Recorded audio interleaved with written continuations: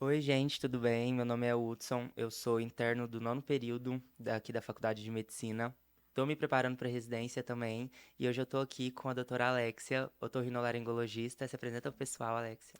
Oi, pessoal. Meu nome é Alexia, eu sou otorrinolaringologista. Estou esse ano aqui nas Arnes com as turmas do sexto período e com o internato, o 11º período. E é uma honra estar aqui nesse podcast.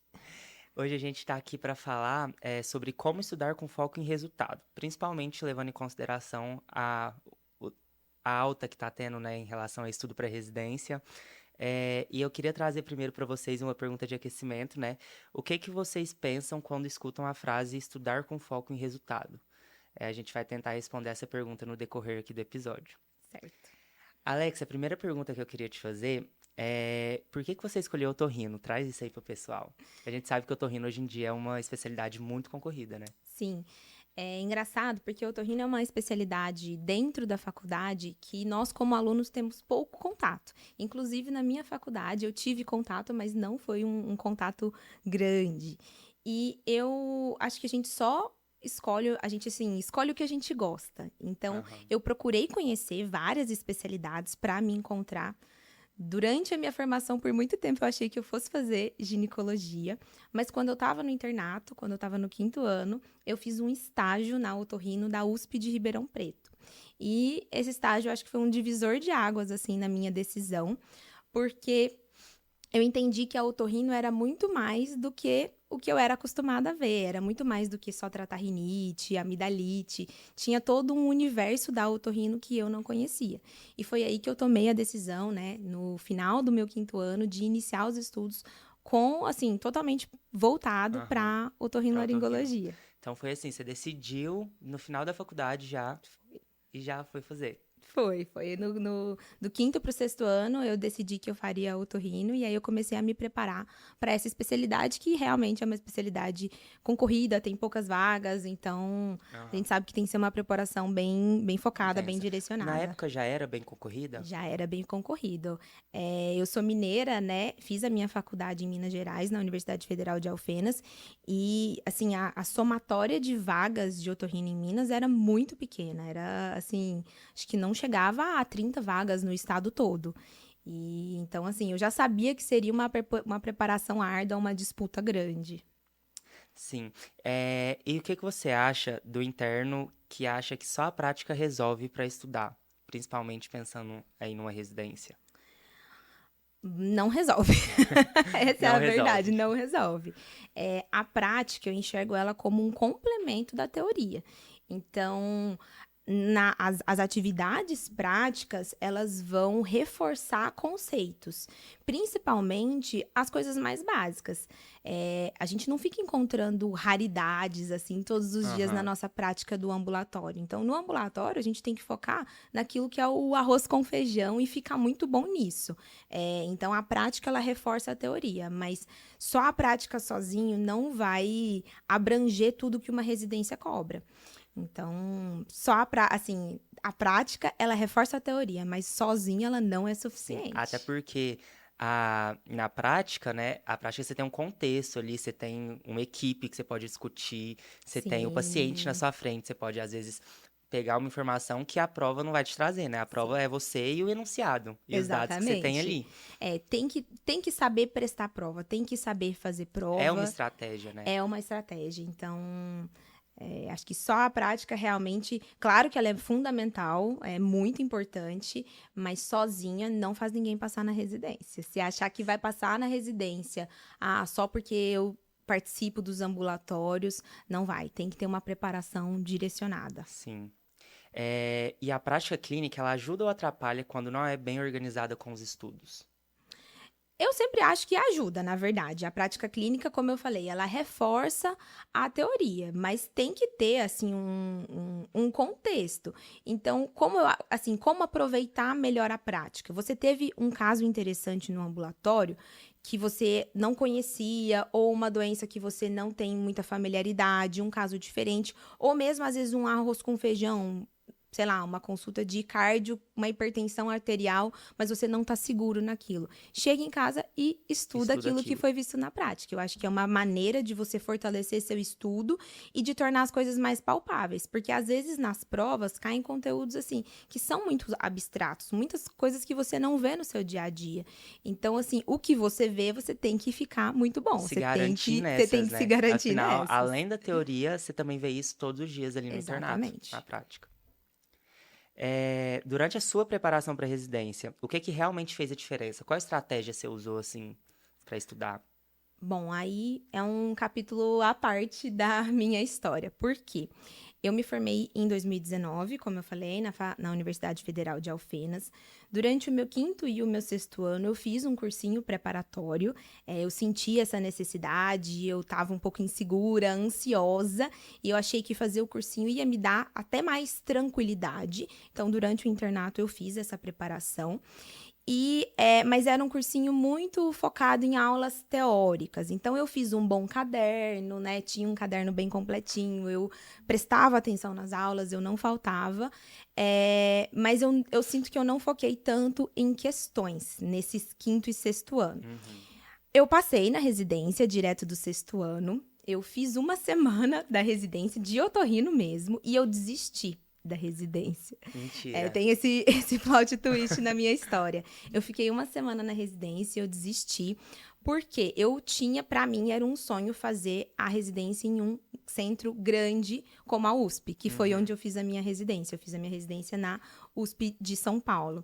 Então, eu fiquei essa semana na residência, desisti, peguei minhas trouxinhas, sentei a bunda na cadeira e estudei. Nesse ano, né, que foi o ano de 2020, foi o ano da pandemia, eu trabalhava em média 3 vezes na semana com plantões e estudava nos outros dias. Mas, então no Isso dia... você estava em São Paulo? Não, nessa época eu morava em Ribeirão Preto. Eu vim para Uberlândia, eu fiz essa semana de residência na UFO e depois eu acabei, assim, eu tinha esse sonho e eu acabei indo voltei a estudar para residência novamente, para fazer onde eu realmente queria. Então, assim, eu fiz uma estratégia de estudo, eu me organizei.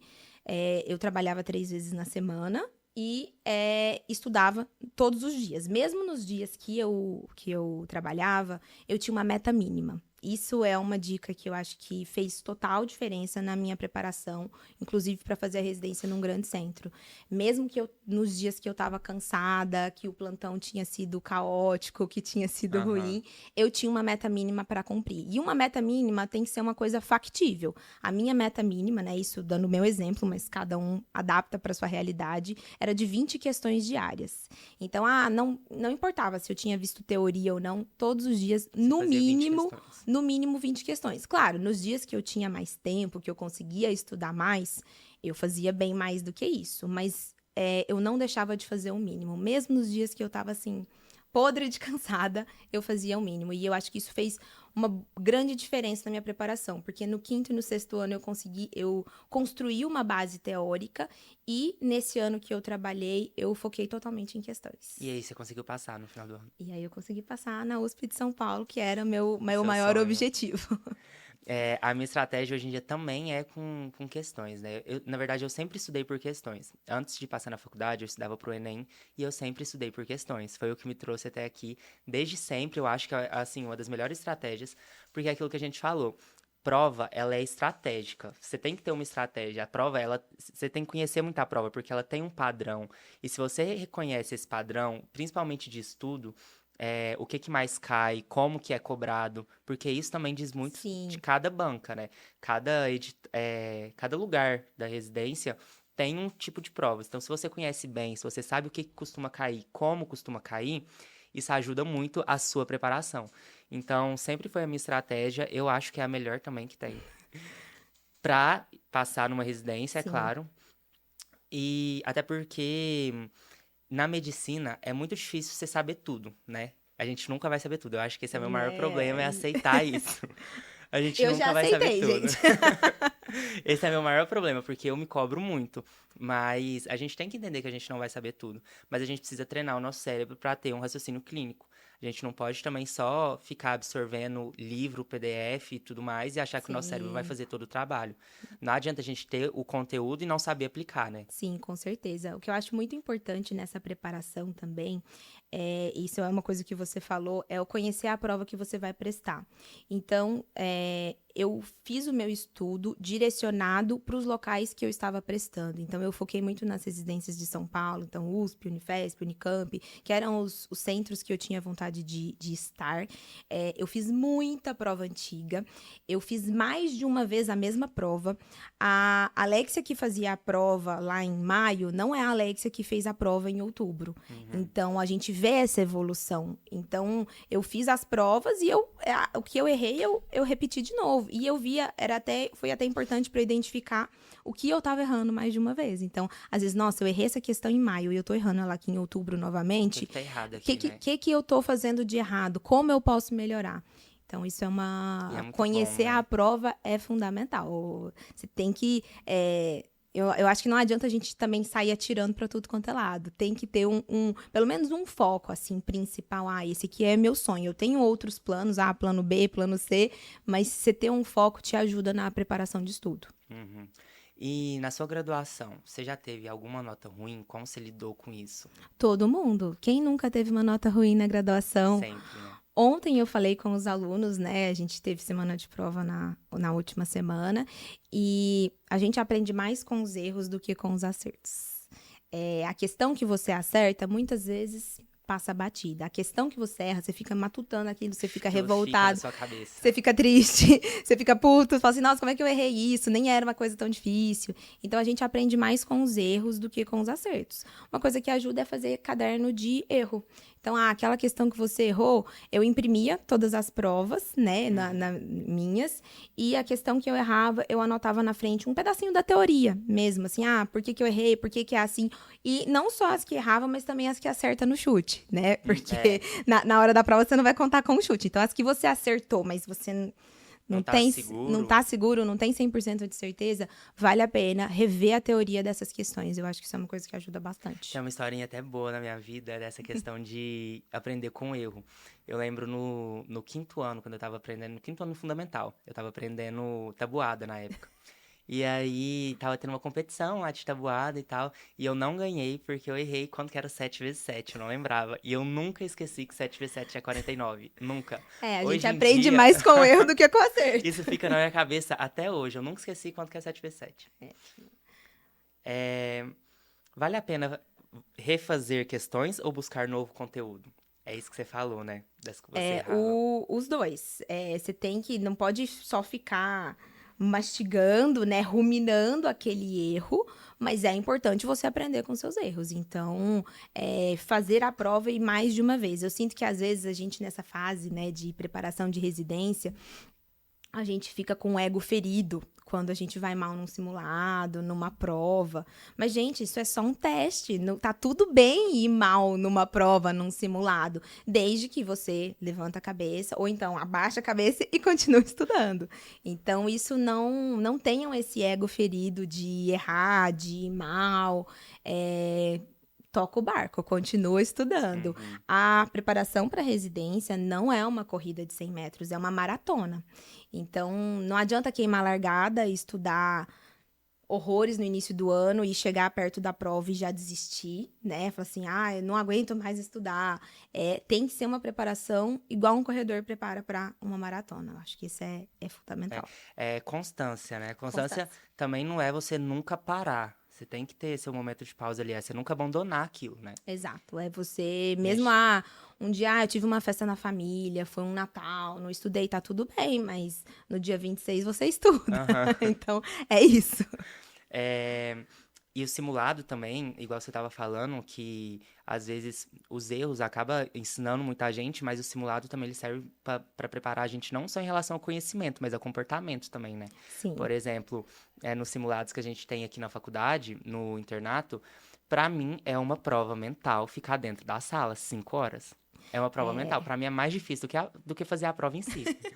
Porque eu começo a ficar ansioso, aí eu começo a querer mexer, só que eu começo a mexer faz barulho, atrapalha o pessoal, sabe? Então, assim, é uma coisa que ajuda a gente também a treinar o nosso comportamento, a entender esse sentido da prova, de que você vai ter que ficar lá muito tempo dentro de uma sala. Então, Sim. parar, respirar, ir no banheiro também pra lavar o rosto, dar uma respirada lá fora. Sim, é essa preparação mental, física, né?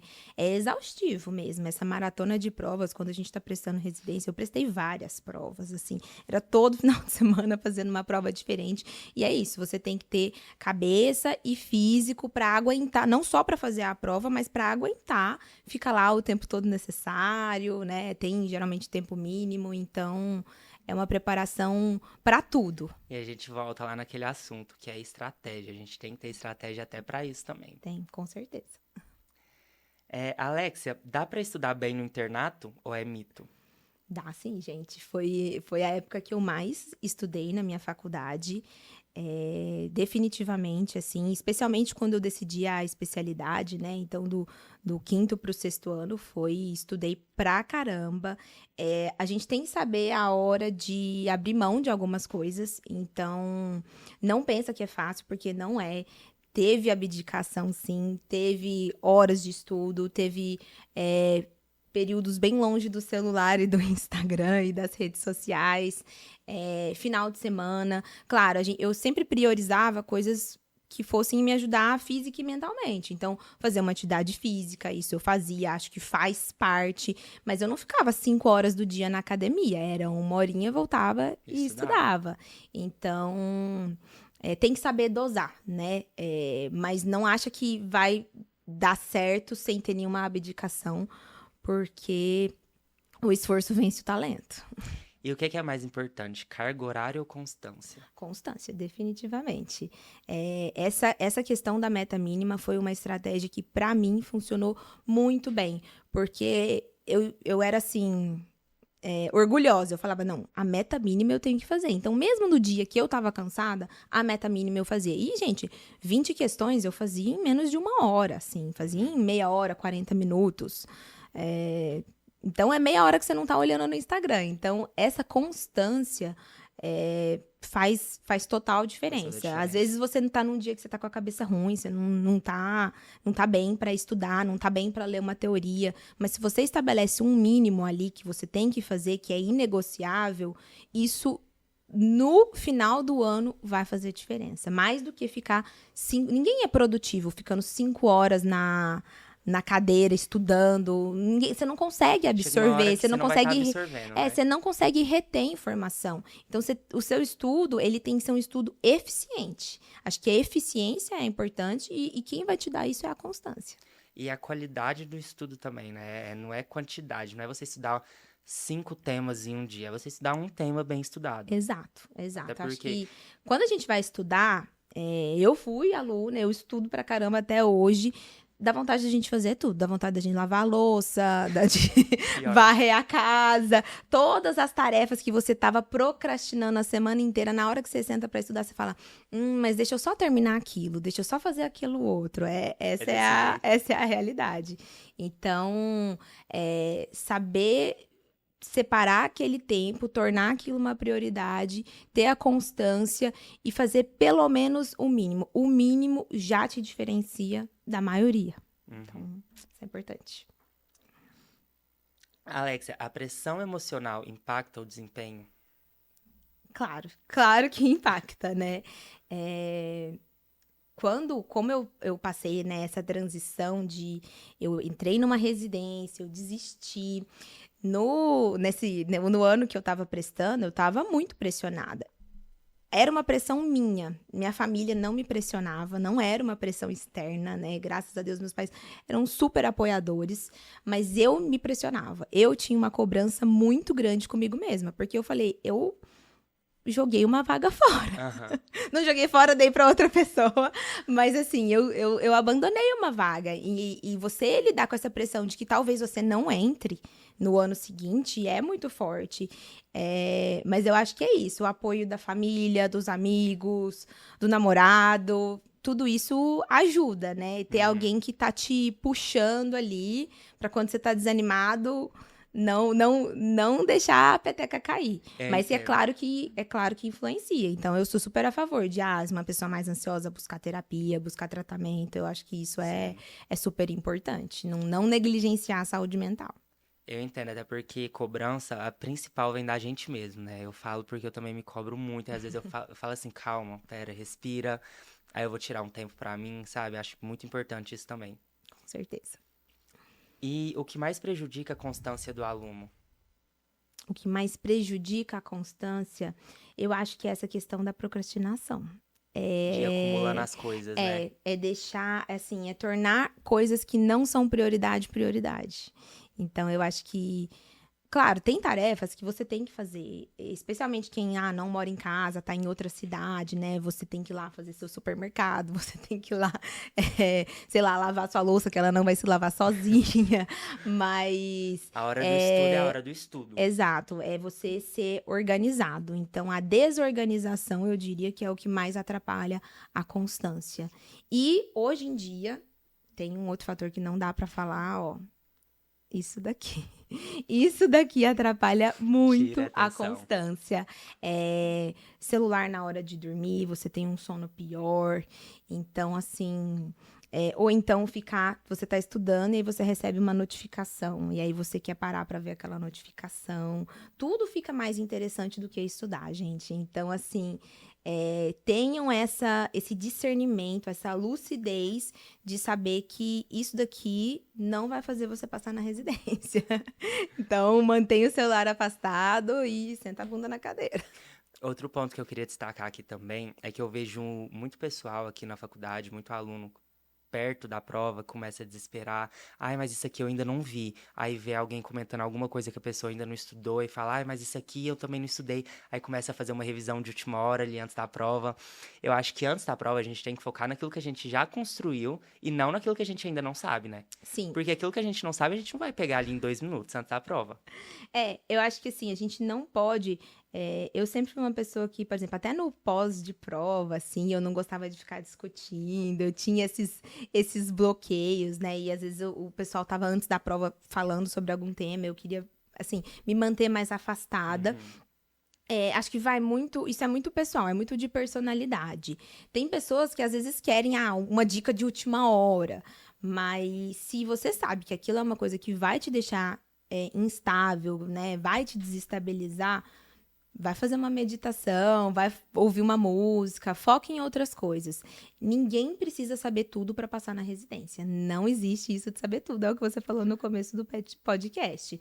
Você só precisa acertar aquele mínimo ali para passar de fase para Aham. conseguir. Então, eu não conheço ninguém que gabaritou uma prova de residência. Não conheço. E você não precisa de gabaritar para passar. Então, tenham isso em mente. E você acha que a nota, uma prova, na verdade, ela define um médico? Se ele vai ser um De médico bom ou um médico ruim? De jeito nenhum, não acho que define, mas não confundam achar que não precisa fazer residência. Eu sou totalmente favorável à residência, tá certo? Eu, assim, sou suspeita para falar, eu acho que é um divisor de águas na carreira do médico, ainda mais no cenário atual da medicina. Então, tem que fazer residência sim, não importa a área que vocês querem seguir, mas busquem a residência. A faculdade, ela é um grãozinho de areia no conhecimento perto da residência. A residência é a praia, Aham. em questão de areia. Então, assim, conheço muitos bons médicos, né, que não eu tenho que fazer uma residência na USP para ser um bom médico, não acredito nisso, mas eu acredito muito na residência, eu acho que faz muita diferença. Então, foquem e estudem para residência, façam residência. São os piores, melhores anos da vida. Já ouvi muito isso. É o que define. É, Alexia, você tem algum conselho para dar pro pessoal que tá estudando agora para residência, que vai prestar a prova esse ano, que estejam talvez ansioso? O meu conselho para quem vai prestar a prova esse ano é: ainda dá tempo. Às vezes a gente fala assim, ai, mas eu já tô, sei lá, quase no final do meio do ano, no final de abril, e eu não comecei a me preparar, não vai dar tempo. Ou então, algumas pessoas falam assim, ai, eu não sei o que fazer, então não vou estudar pra nada. Não, estuda pro mais difícil. Começa. Se você não sabe o que fazer, estuda pro mais difícil e decide depois. Mas ainda dá tempo. Então, não se desanimem, façam questões, tenham constância e dá muito tempo, sim, de estudar ainda. Então, Na medicina, a gente sempre acha que a gente tá um pouco atrasado, né, que os outros. A gente sempre tem essa noção de, eu acho que eu tô mais atrasado que fulano que tá estudando mais. Eu acho que o fulano sabe mais. Existe muito isso na medicina, né? Na vida, na verdade, né? Eu, assim, como mulher e médica, você não sabe se você foca na carreira, se você tem filho, se você constrói um consultório, se você compra uma casa, ou se você fala, nossa, eu já estudei tantos anos, são 11 anos, agora eu queria curtir a vida. Então, a Aham. gente sempre tem essa sensação, mas não existe. Cada um tem o seu tempo, não tem um medidor, não tem uma régua. Então, a gente tem que tirar isso da nossa cabeça. Tá todo mundo no tempo que tinha que estar. Então, o diferencial não é estudar mais, né? Mas é estudar com estratégia, aquilo que a gente falou no começo. Quando a gente fala, às vezes, estratégia, fica um pouco abstrato, né? O que seria essa estratégia? É isso que a gente comentou aqui agora, né? É saber conhecer a prova que você vai prestar, ter o seu tempo de estudo, ter o seu tempo de lazer, que também é importante, Sim. ter uma meta mínima, que é uma coisa que eu É, aprendi e vou colocar em prática. tem uma meta mínima, gente, ajuda Vou bastante. começar a ter uma meta mínima. É, Saber o que estudar também. Aqui na faculdade, a gente tem acesso ao Medway, né? Que é uma plataforma, um Muito boa. cursinho para residência muito boa, por sinal. Que eles também têm um cronograma próprio. Então, assim, acho que a gente pode usar e abusar dessa plataforma, que está ali disponível para a gente. Tem um banco de questões enorme. E acho que é isso, né? Você tem mais algum conselho? Não, acho que a gente falou bastante sobre esse universo da residência, de preparação. Eu concordo com tudo dessa estratégia. E só vou fazer um adendo com relação a essa meta mínima. A gente tem que fazer uma meta mínima realista.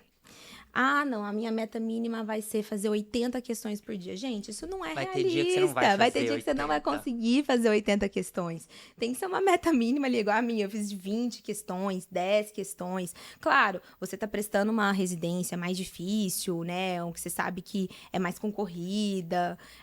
Você vai tentar pôr uma meta mínima ali mais alta. Mas sejam realistas, né? Não dá pra também fazer uma meta mínima bizarra que você não vai conseguir cumprir e aí você vai se frustrar porque não cumpriu aquela meta. É uma meta mínima, né? É É uma o meta mínimo. mínima, é o mínimo. Não quer Mas não é dizer também pra fazer o mínimo todo todo dia. dia. Aquela meta mínima é pra no dia que você tá cansado, você não quer estudar, você faz aquilo. Mas, claro, num dia que você tá com a corda toda, tá super bem disposto, você vai estudar mais do Faz que a meta aquilo. máxima. Faz a meta máxima, é isso mesmo. Um dia ruim não pode virar uma semana ruim. Então, se a gente faz a meta mínima hoje, vamos tentar amanhã fazer um pouco mais. Eu já vi uma frase que é assim, sempre tente dar o seu melhor todo dia. Às vezes um dia vai ser 100%, às vezes vai ser 10%, às vezes vai ser 20%, mas é o seu melhor naquele dia. Então, eu acho que essa é uma boa estratégia também. Certo? Certo, é isso, pessoal. Muito obrigado. Foi um prazer, pessoal. Qualquer dúvida, eu estou à disposição. Vocês vão me encontrar, né, muito no ambulatório. Segunda e terça-feira eu estou sempre ali, estou à disposição. Quem quiser conversar sobre esse tema, quem quiser saber, conhecer um pouquinho mais desse universo da otorrino, podem me procurar que vai ser um prazer.